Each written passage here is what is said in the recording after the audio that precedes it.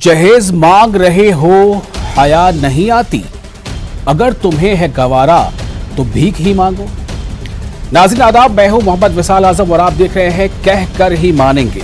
बहुत सारे ऐसे मामले हैं जिस पर समाज खामोश रहता है, बहुत सारे ऐसे मसाइल हैं जिस पर खानदान के गार्जियन खामोश रहते हैं, लेकिन अब खामोशी से काम नहीं चलेगा। खामोश रहेंगे तो फिर एक के बाद एक न जाने कितनी आयशा को इस दुनिया से वक्त से पहले जाना पड़ेगा। हमें कहना पड़ेगा और हमें इसके खिलाफ उठना पड़ेगा। समाज को इसके खिलाफ एकजुट होकर इस लानत को तौबा करना पड़ेगा, इस लानत से पीछा छुड़ाना होगा। ऐसे कई मामले, ऐसे कई बयान और खास तौर से सोशल मीडिया पर एक मुहिम सी छिड़ी हुई है। आयशा ने जो इक़दाम किया है, जो इक़दाम उठाया है, उसके बाद से ऐसा लगता है कि समाज को जगा दिया गया है। सोए हुए समाज को किसी बहुत ही डरावने ख्वाब ने अचानक जगा दिया हो। आज खास तौर से हम इसी मौजू पर गुफ्तगू करेंगे। अगर वो मुझसे आज़ादी चाहता है तो उसे आज़ादी मिलनी चाहिए। मेरी ज़िंदगी अब यहीं तक है, मुझे खुशी है कि मैं अल्लाह से मिलूंगी, मैं उससे पूछूंगी कि मैं कहाँ गलत थी। मुझे अच्छे वालिदैन मिले, अच्छे दोस्त मिले, हो सकता है कि मेरे मुक़द्दर में कोई ख़राबी है, मैं खुश हूँ, मैं इत्मीनान से अलविदा कह रही हूँ। मैं अल्लाह से दुआ करूँगी कि मुझे दोबारा कभी भी इंसानों का चेहरा न देखना पड़े। ये वो अल्फाज हैं जो इस दुनिया को अलविदा कहने से पहले बच्ची आयशा ने अपने वीडियो पैगाम में लोगों तक पहुंचाया है। अगर आप इंसान खुद को समझते हैं तो आपसे भी यह सवाल है कि आयशा इंसानों से न मिलने की दुआ करके क्यों चली गई। तो आज हम इसी खास मौजू पर गुफ्तगू करेंगे कि इस इक़दाम के बाद पैगाम क्या है और क्या पैगाम हासिल होने के बाद उस पर अमलावरी भी होगी या सिर्फ कुछ दिनों तक का ये शोर शराबा होगा, उसके बाद फिर वैसे ही जैसा सब कुछ। सोशल मीडिया पर लिखने वाले लोगों ने कई तरह की बातें लिखी हैं कि अगर जहेज की लानत इस्लाम में नहीं है, लेकिन क्या मुसलमानों में है या नहीं है। बहुत सारे ऐसे मसाइल हैं। शराब की लानत अगर इस्लाम में नहीं है, लेकिन क्या मुसलमानों में है या नहीं है। कई ऐसे मामले हैं। हमारे साथ कई खास मेहमान हैं। हमारे साथ हैं मौलाना खालिद रशीद, इस्लामिक स्कॉलर है। आपका बहुत इस्तकबाल है इस खास प्रोग्राम में। हमारे साथ है आचार्य राज मिश्रा, समाजी कारकुन हैं। ताहिरा हसन, समाजी कारकुन हैं। और साथ ही हमारे साथ जुड़ेंगे एडवोकेट आदिल हसन आजाद भी, जो MIM के लीडर हैं। आप सभी का बहुत इस्तकबाल करते हुए सबसे पहले मैं लेकिन असदुद्दीन ओवैसी साहब का पूरा बयान सुनाना चाहता हूं कि आयशा के मामले पर असदुद्दीन ओवैसी ने क्या कहा है। कि अहमदाबाद में जो मुसलमान बच्ची का दर्दनाक दिलसोज वीडियो आया है जिसने खुदकशी कर ली, मैं आप तमाम से अपील कर रहा हूं, चाहे आप कोई भी मजहब के हो, ये जहेज की लानत को खत्म करो। जहेज की लानत को खत्म करो। अगर तुम मर्द हो ना, तो बीवी पर जुल्म करना मर्दानगी नहीं है। बीवी पर को मारना मर्दानगी नहीं है।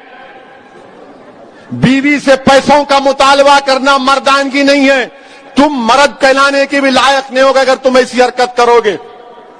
वो मासूम बच्ची पर जुल्म किया गया, वो तंग आ गई जहेज की लानत की, जहेज का मुताले पर, उस आदमी के मारने और पीटने पर, और उसने इतना बड़ा इक़दाम कर लिया। शर्म आनी चाहिए उन घर वालों को जिन्होंने हमारी इस बेटी को मजबूर किया। मैं तो अल्लाह से दुआ करूंगी, अल्लाह तुमको गारत करे, तुम लोगों को।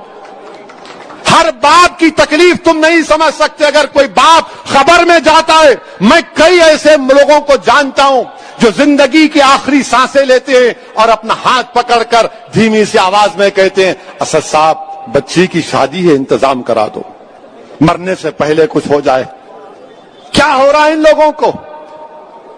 कितने औरतों को तुम मारोगे? कैसे तुम मर्द हो जो बच्चियों को मार रहे हो, उनकी जानें ले रहे हो? क्या तुम में इंसानियत मर चुकी है? और ऐसे कितने लोग हैं जो अपनी बीवियों पर जुल्म करते हैं, थप्पड़ मारते हैं, जहेज का मुतालबा करते हैं, हामिला बीवियों को ढकेलते हैं और बाहर निकलकर अपने आप को बड़ा फरिश्ता कहलाते हैं। अरे याद रखो, तुम दुनिया को धोखा दे सकते हो मगर अल्लाह को नहीं देख सकते।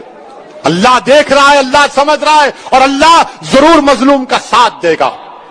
اللہ مظلوم کا ساتھ دے گا. میں ان تمام مسلمانوں سے اپیل کر رہا ہوں. اللہ کے رسول صلی اللہ علیہ وسلم نے ارشاد فرمایا تھا کہ تم میں سب سے بہترین وہ ہے جو اپنے گھر والوں سے اچھا ہے. بہترین اخلاق اس کے ہیں جو اپنی بیویوں سے اچھا برتاؤ کرے گا. اور اس خاص اور بہت ہی حساس موضوع پر جس نے سماج کے تقریباً ہر طبقے کو، تقریباً ہر خاندان کو متاثر کر رکھا ہے، اس پر گفتگو کرنے کے لیے ہمارے ساتھ کئی مہمان ہیں. جیسے میں نے پہلے آپ کو بتایا، ہمارے ساتھ خالد فرنگی محلی بھی ہیں، ہمارے ساتھ ہیں آچاریہ راج مشرا. میں سب سے پہلے آچاریہ راج مشرا صاحب سے جاننا چاہوں گا کہ بے شک یہ بچی عائشہ تھی، لیکن آچاریہ راج مشرا صاحب، کیا یہ معاملہ، یہ جہیز کے لعنت، کیا سماج کے ہر طبقے میں نہیں ہے؟ کیا سماج کو اس سے چھٹکارا نہیں مل سکتا؟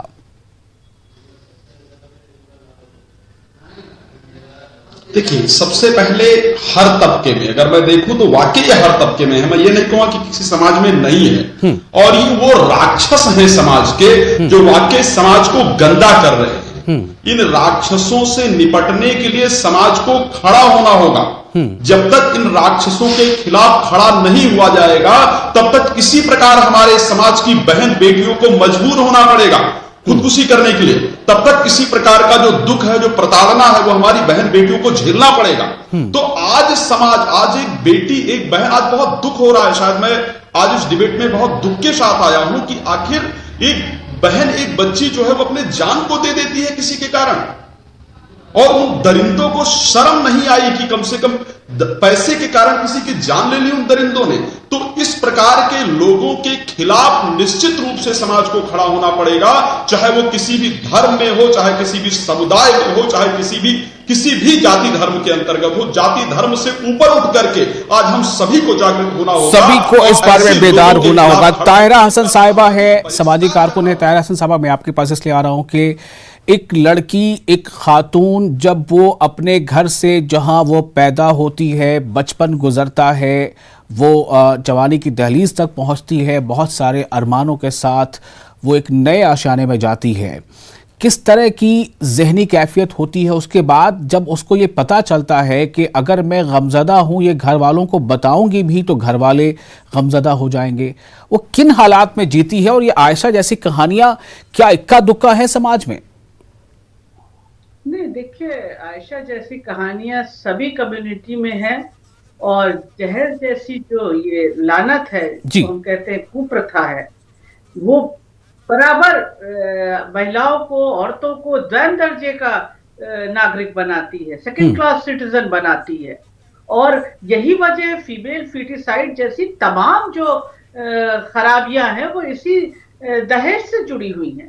اور اس کے خلاف ہم سب لڑ رہے ہیں، قانون بنوایا، لیکن اس کے بعد بھی دہیج جیسی کوپرتھا چل رہی ہے.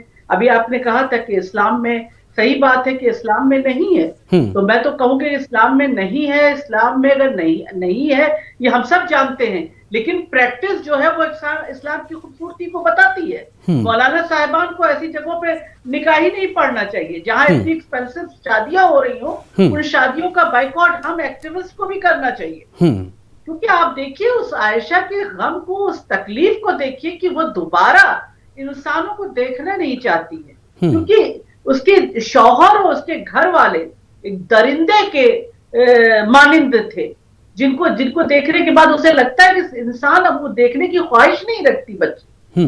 اور کس ٹراما سے وہ گزری ہوگی. سوچیے 2018 میں شادی ہوئی، اس کے بعد سے وہ یہ سب پرتاڑنائیں جھیل رہی ہے، ظلم جھیل رہی ہے، تشدد جھیل رہی تھی.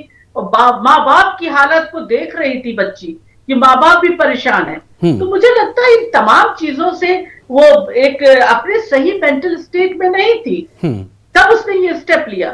ایک چیز اور ہے کہ ہمیں اپنی بچیوں کو شروع سے یہ پرورش دینا چاہیے کہ کوئی نانسنس کو سہنے کی ضرورت نہیں ہے. جہاں بھی آپ کی ڈگنیٹی پر کسی طرح کا اسالٹ ہو، جہاں بھی آپ کو لگے کہ آپ کو کہیں ڈیگریڈ کیا جا رہا ہے، وہ شوہر کا گھر ہو، کوئی جگہ ہو، دوست کا گھر ہو، کوئی جگہ ہو، میں کہتی ہوں اس کو فوراً اس سے ہٹ جانا چاہیے، چھوڑ دینا چاہیے، اور کبھی اس کے بارے میں سوچنا نہیں چاہیے. اور میرا ماننا یہ بھی ہے کہ جو मिनट की जो बातचीत है वो भी सामने आएगी तो पता चलेगा कि उस आदमी ने, उस दरिंदे ने किस तरह से उस बच्ची को हैरेस किया होगा और उसको सुसाइड करने पर मजबूर किया होगा। तो मेरा मानना है कि इस तरह के लोगों के खिलाफ जब सख्त एक्शन होगा तभी जाके इसका नतीजा निकलेगा। मैं बार बार कहती हूँ कन्विक्शन रेट बढ़ाना होगा। जी जी, मैं फिर आपके पास आता हूँ। ताहिरा साहबा, हमारे साथ मौलाना खालिद रशीद साहब भी हैं। खालिद साहब, देखिए, जो बीमारी या जो जख्म अंदर ही अंदर बढ़ता जाता है, जब वो फटता है तो ये सबको पता चलता है कि जख्म हो गया है। सवाल ये है कि कन्विक्शन हो या फिर ये कि सजा हो जिसने ऐसा किया है, उससे दूसरी तरफ ये बीमारी पैदा ही क्यों होती है?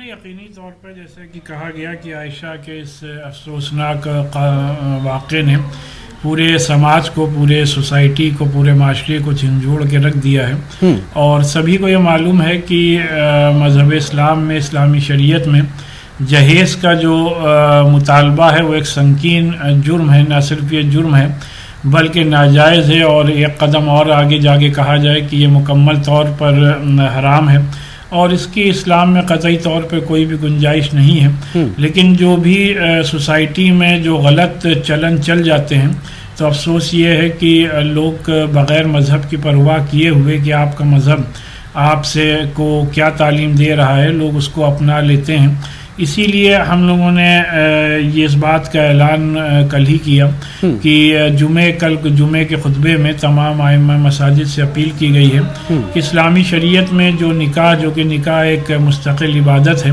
उसके क्या अहकामात बताए गए हैं और मियाँ और बीवी के क्या हुकूक हैं। जी,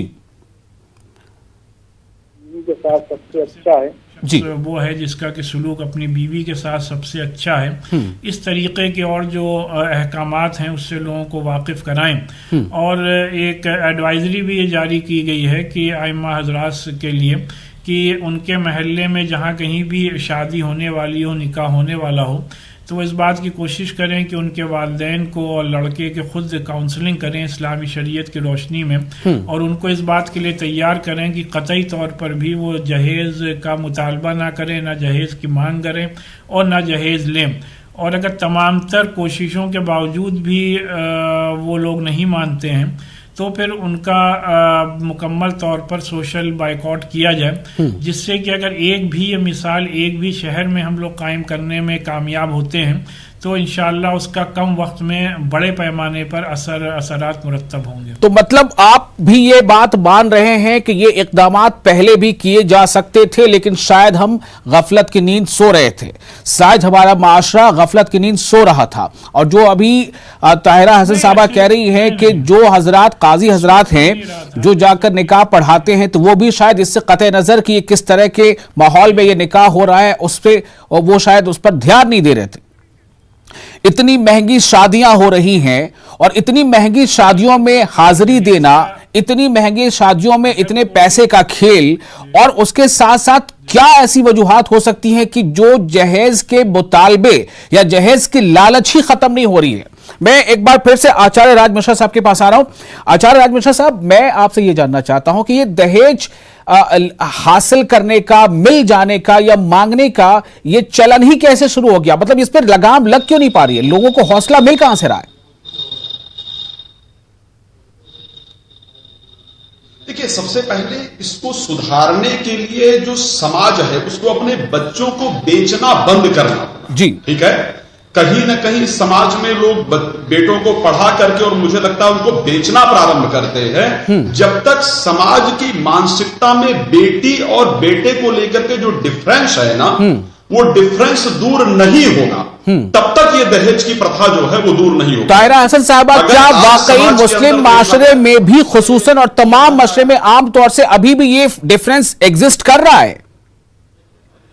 बिल्कुल एग्जिस्ट कर रहा है, और मुझे तो बड़ा अफसोस होता है कि लोग भी उसको डिफरेंस को आगे बढ़ाते हैं, जो भले ही खड़े होके, जैसे अभी कहा असद साहब ने, मैं उससे बिल्कुल इत्तेफाक करती हूँ, खड़े होके बात करते हैं कि भाई हमारे यहाँ तो मोहम्मद सल्लल्लाहु अलैहि वसल्लम को सिर्फ बेटी थी, वो उसकी बड़ी इज्जत करते थे, और उनकी शादी में सिर्फ 5 चीजें दी थी, تو اس طرح سے وہ باتیں تو کرتے ہیں لیکن جب ان کی لڑکی کی شادی ہو رہی ہوتی ہے تو اس میں کوئی چیز وہ نہیں چھوڑتے جہیز دینے میں. تو ظاہر ہے جب آپ دیتے ہیں تو جو ظاہر ہے اس طرح کا انسان ہے جو بھکاری ٹائپ کا جن کا لینے کا مقصد ہے تو پھر اس کے بعد تو پھر اور وہ ڈیمانڈ کرتے جاتے ہیں اور آپ کی سکت ہے آپ دیتے جاتے ہیں. لیکن ان ماں باپ کے بارے میں بھی سوچئے. اسلام نے تو کہا ہے نا کہ آپ اپنے نیچے بھی دیکھیے جی آپ ان کے بارے میں بھی سوچیں کہ وہ اپنی بیٹیوں کی شادی کیسے کریں گے بچیوں کی جو آپ نے جہیز کا چلن چلایا ہوا ہے یہ پاپ اینڈ شو بزنس چلایا ہوا ہے کہ آپ شادیوں میں اس قدر ایکسپینسو کرتے ہیں شادیاں. اور مولانا صاحبان کو بھی یہ سوچنا چاہیے کہ اسلام اتنا خوبصورت مذہب ہے اور جب ہم پریکٹس کرتے ہیں کہنے سے کیا ہوتا ہے ہم کچھ کہیں آپ کچھ کہیے اس سے کچھ فرق نہیں پڑتا ہے. ہم جس طرح سے اپنی زندگی جیتے ہیں وہی بتاتا ہے کہ اسلام کیا ہے. جی جس طرح سے ہم زندگی جیتے ہیں وہی بتاتا ہے کہ آپ جس پہچان کے ساتھ بھی جی رہے ہیں وہ کس کی پہچان ظاہر کر رہے ہیں. آپ اپنے مذہب کی پہچان ظاہر کر رہے ہیں یا آپ اپنے سماج کی پہچان ظاہر کر رہے ہیں یا آپ اپنی برادری کی. یہ بھی ایک بڑی لعنت ہے لیکن پھر بھی میں نے یہاں پہ کہہ دیا. اب ہمارے ساتھ ایڈوکیٹ عادل حسن آزاد موجود ہیں MIM کے لیڈر ہیں. آزاد میں آپ سے یہ جاننا چاہتا ہوں کہ اسدالدین اویسی صاحب کا بیان ہم نے سنایا تھا. انہوں نے کہا ہے کہ جہیز ایک لعنت ہے. انہوں نے تو یہاں تک کہہ دیا کہ اگر آپ خود کو یہ سمجھتے ہو کہ آپ کے اندر مردانگی ہے تو آپ کو جہیز کا مطالبہ نہیں کرنا چاہیے. آپ یوتھ ہیں یوتھ لیڈر ہیں ایڈوکیٹ آزاد, میں جاننا چاہتا ہوں آپ سے کہ یہ بیماری یوتھ سے کیسے غائب ہو سکتی ہے؟ جو واقعہ ہوا وہ تو بہت ہی نہایت ہی افسوسناک ہے اور خود یہ جب ویڈیو دیکھا تو لگا کہ ہم لوگ کس نچلے استر پہ چلے گئے ہیں.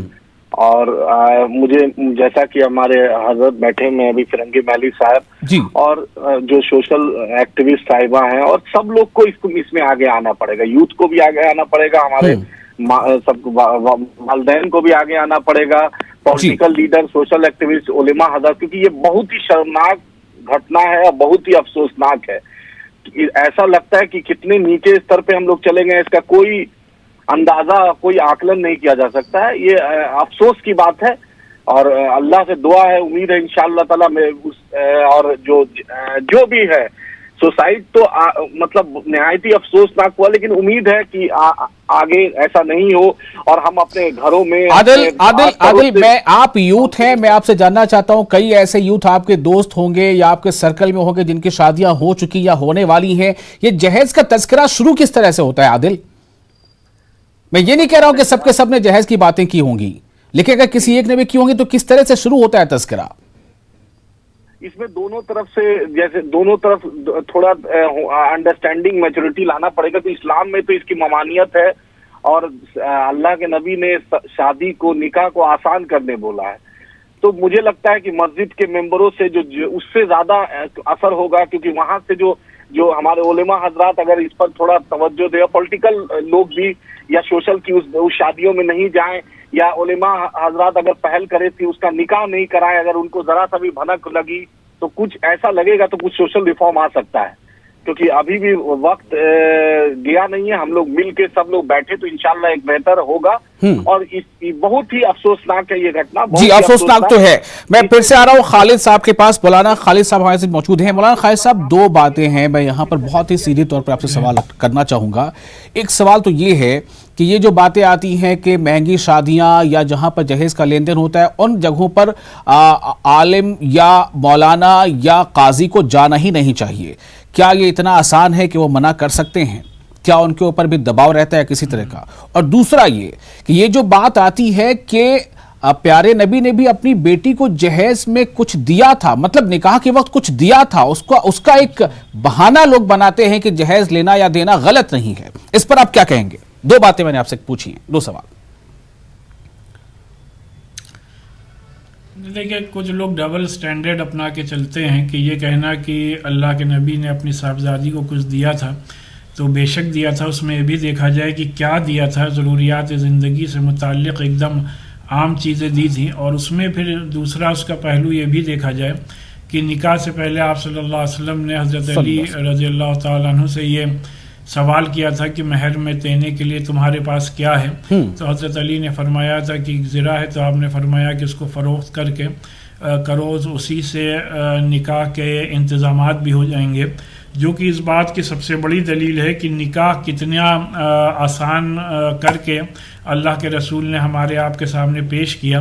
اور پھر یہ بھی مطلب جو زرع کی رقم جو آپ ابھی بتا رہے ہیں کہ زرع کی رقم جو آئی وہ حضرت علی کا خود کا تھا, وہ زرع ان کی تھی, اور اس کو بیچنے سے یا ان کے بدلے میں جو رقم آئی اسی رقم سے یہ انتظامات ہوئے, اور جو دیا بھی گیا اسی رقم سے دیا گیا.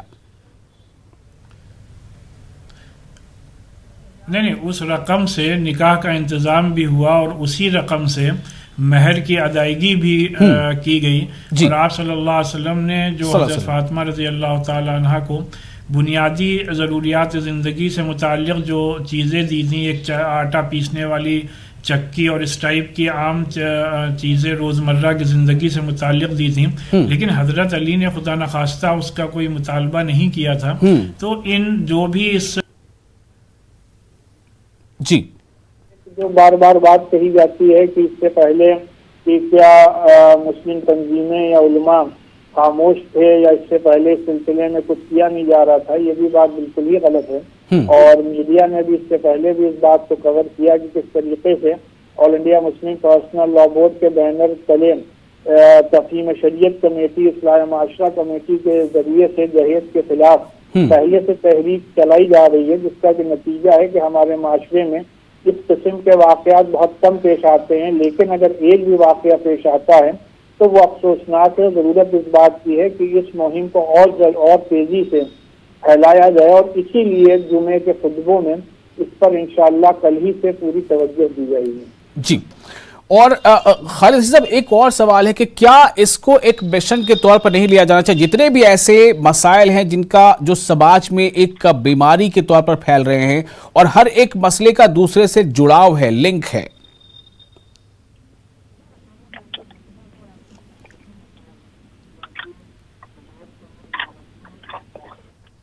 جی نہایت نقصان دہ ہیں.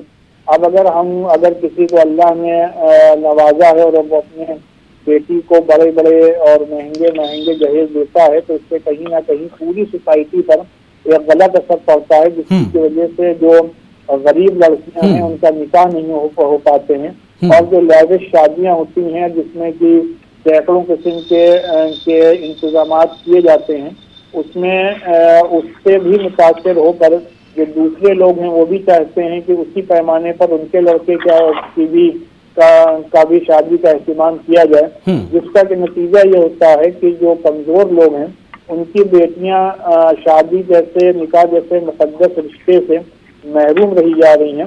تو اس وجہ سے اس سلسلے میں آلریڈی پرسنل لا بورڈ کی طرف سے پہلے سے مہم چل رہی ہے, لیکن ہاں یہ اس بات کی ضرورت ضرور اب محسوس کی جا رہی ہے, خاص کر اس واقعے کے بعد, کہ اس تحریک کو اور بھی زور شور کے ساتھ آگے بڑھایا جائے.